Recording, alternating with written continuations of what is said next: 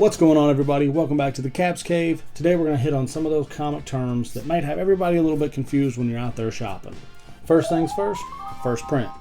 First print is exactly what it sounds like. First printing of the book, most desirable, usually. That's the one that everybody wants. Then you have a trade dress. A trade dress is going to be a first print of a book, second print of the book, but the trade dress is the title of the comic, the issue number, letting you know what it is right there on the cover. Right after that, you've got a virgin variant. A virgin variant is nothing but cover art. There's no title, there's no number. Usually you can find on the back of the cover, your back cover, it'll have your title, number, all that stuff on the back, so that if you're displaying them on a wall, sometimes they're a little more rare, not as many printed. So then you have a regular variant. Variants are going to be it's still the same story, nothing's different in the story. It's just going to be different covers. So you might have a cover by Miko Sion, you might have a cover by John Jang, you might have a cover by Rob Liefeld or Todd McFarlane, and it's all the exact same book, just with a different cover. Depending on what cover you're after, might be more valuable, might be less valuable. It comes down to what you want in your collection. Then you have ratios. Ratio variants are going to be books that are harder to find.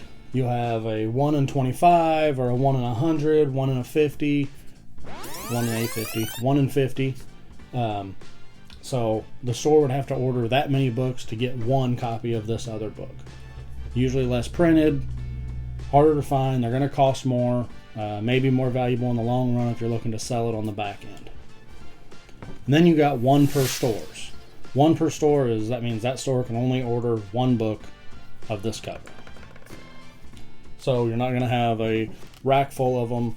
Usually that's something they'll keep on a wall, or it'll have a sticker on it, one per store, one per, something like that. So then when you're talking about older books, you'll have people call what they call a newsie or a newsstand.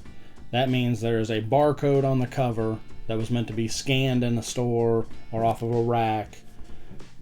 They've recently started recognizing that as a variant. So instead of having the Spider-Man logo, you'll have the barcode logo on the cover of your book. They say, some people claim that's more valuable because of how many times they've been handled. So a newsstand in a 9.8 versus a direct edition in a 9.8 may be more valuable. But yeah, a newsstand is it's the same book. There's no variant, there's nothing different, just that barcode is different. They're considered more valuable because of the amount of handling and wear and tear they could have gone through or should have gone through, being on a rack, touched by every little kid, and yeah, Then you have reprints. Reprints are going to be the identical book, nothing different inside of it. It could be a second print, third print. Newer books will go into multiple printings depending on their popularity. Books like the Batman the Killing Joke, I think there's up to 9 printings or something along those lines, and the only difference in the cover is the color of the title. So the first print is in green, and the 9th print maybe in yellow or red or blue or whatever. And so those are things you have to look for. A lot of times on the printings, especially with Marvel, right underneath the issue number, it will say second print, third print, as you'll see here. And things like that make it a lot easier to identify. Some books do not have that. One specifically, The Vengeance of Bane, first appearance of Bane. The only difference between the first print and the second print is a tiny Roman numeral 2, which I've discussed before because I got burned on it. Fool me once, but live and you learn. And that's why I'm trying to help you guys to have a better experience than I did. So those are things you have to watch for.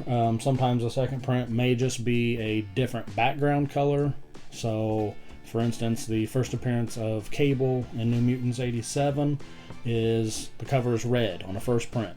Second print, the exact same cover, but the background is gold instead of red. So, things to keep in mind when you're out there hunting to make sure you don't get burned, but also to make sure that your collection is as valuable as you want it to be. if you don't mind a second print, get a second print. It's a lot cheaper. You're going to save a lot in the beginning. Now, if you go to sell, it's not going to be as valuable in the back end. Sometimes you'll have multiple printings where, you know, they do a low second print, where a second print may be more valuable or close to as valuable as a first print.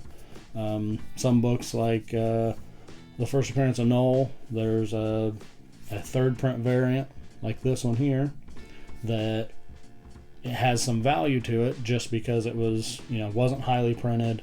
So, you know, low print, low editions. Same thing with like statues or anything else. Anytime there's a low edition size, it jacks up the value. Other things like, you know, TMNT #1. You know, first print is outrageous. A second print is still very high because there's not very many printed of them. Third print is a little more reasonable, but, you know, that second print holds a high value because of the limited printing. So those are all things to keep in mind when you're out there hunting. And if you got any questions, hit the comment section. Catch you guys later. Peace.